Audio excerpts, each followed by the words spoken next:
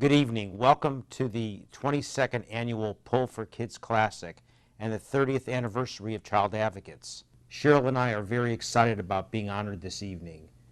We have spent many years with Child Advocates, Sheryl especially, assisting many families in desperate need for guidance and funding for their daily needs. I remember coming home from work at night, all Sheryl would talk about were not my kids or our kids, but her other kids and her other families. They were just as important to our household as Daniel and Robin were our own children.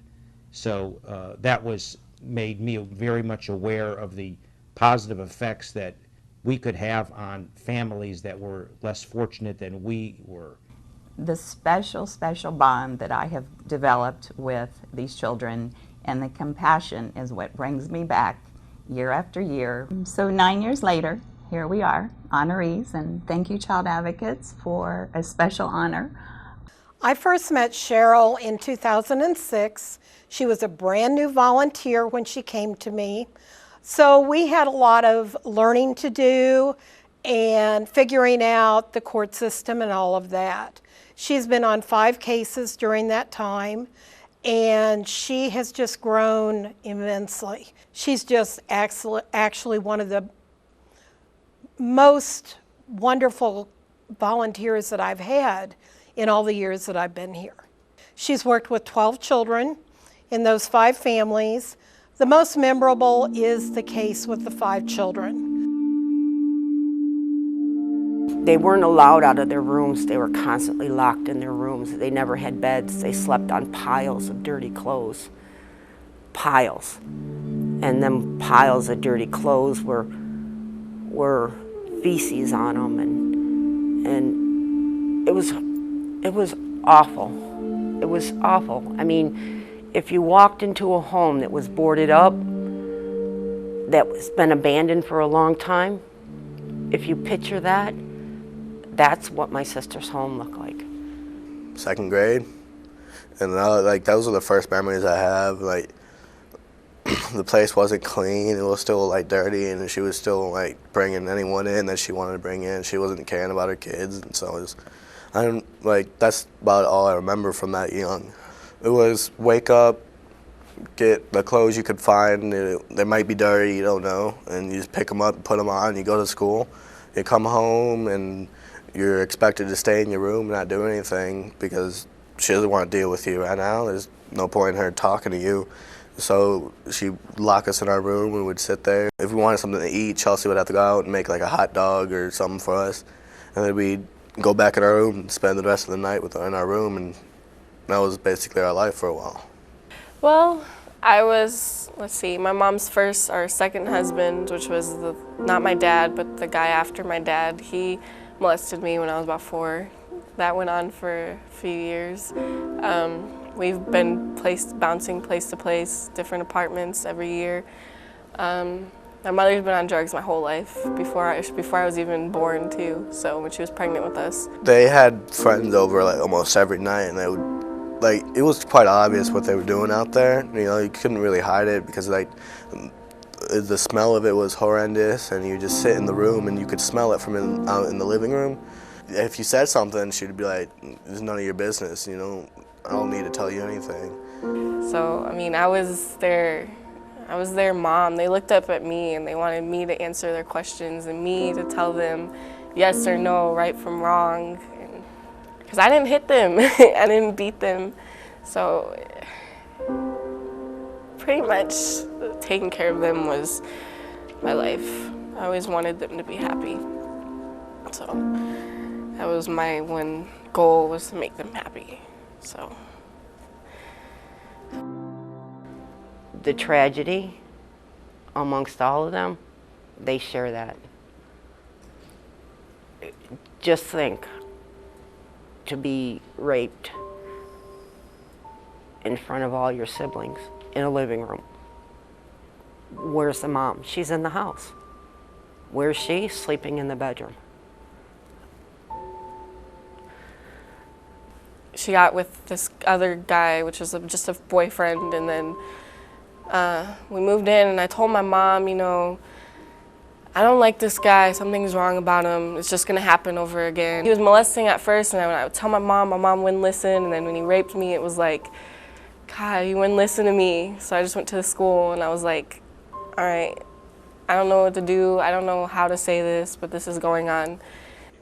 It was like super scary because you don't know what's happening, and you just got home from school where you just met with all your friends, and you were like, it was a good day that day, and you're like, you come home and something like that happens, you don't really like expect it, but because you've known what's been going on, but you haven't like known it was that serious, and you just come home and you're just like, what's happening, and then someone tells you, and you're just like, you're lost, you don't know what to do. Within 6 months after we got care of the children, it was when they had given us Sheryl to come in, and she contacted me, and she said she would be our child advocate, and she would be coming over.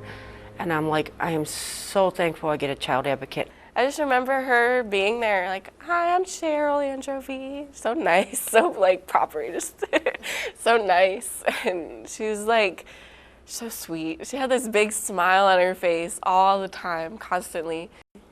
Aunt Sheryl, she always tried to make me comfortable. And she would talk to me, and she would ask me about what happened, and I was like, I don't want to talk about it. I'm so tired of talking about it with people. So she would give me time, and she's the first person, other than my mom, which was my aunt, that gave me time. Well, she would talk to me like a friend. She wouldn't talk to me like I was, sitting there. She was sitting there getting paid to talk to me. She would talk to me like it was her choice to be there and her choice to, talk to me. It was, and it just made you feel a lot more open. Mom was the only one, until Aunt Sheryl came along, that knew something's wrong with these kids. Like, they need help because of what people have done to them and said. And I was the one, who got raped or molested, and I didn't stop to think, they were beat too. He had to see our mom walk around with nothing but a shirt on. You know what I mean? Like, he had to see that too. It was very hard for him. He was talked down on. Eric, he was called so many names. So many names, and I didn't know how to tell him, because I was called him too, and I didn't know how to tell him, it's wrong that they called you that. You didn't deserve it. You didn't do anything wrong, you were just born. That's not wrong, that's great, that's something you celebrate, is life. You're supposed to be happy. So hard, so hard.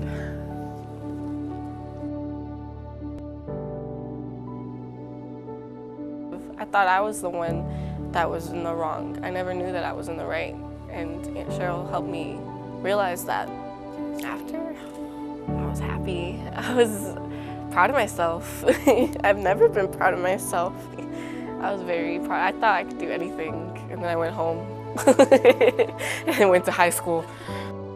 Thought I could do anything. It's been tough. It's been a tough road, not because of the children, but because of the system. And she kept me and my husband going. She kept them wheels turning. She just kept us going. She was wonderful. Yeah, I do think it's important for children to have a child advocate, because because sometimes they're not as vocal as other kids, and they need someone to relay their feelings to. They need someone that will stand up for them and what they need in life. I love her, because she's just changed my life so much, and she's made an impact on me, because I don't call her Miss Sheryl, I call her Aunt Sheryl, because she's that close of a person to me. She's like family, so. I always told her, she's my pack of lifesavers. She's every flavor in that lifesaver. She is my lifesaver. And she was. Without her, I don't think I would have made it through everything. I just don't. It's important to have an advocate, because CPS workers, sometimes they don't, I guess they've seen so many cases that they don't have a sensitive side to them sometimes. Because I know It's very hard to listen to these things over and over and over again and feel for these kids. But having an advocate, especially having Sheryl and Miss Kay, and meeting all you and the advocates that I have met, it's so, like, you're not desensitized. They feel for you. They want to cry with you. They have that drive to make you feel better. And that's the one thing, especially Sheryl, she always wanted to make you feel better. She always had that sensitivity too. Child advocates, y'all remember us. I was like, God, that makes me happy. It makes me feel like loved. I love that.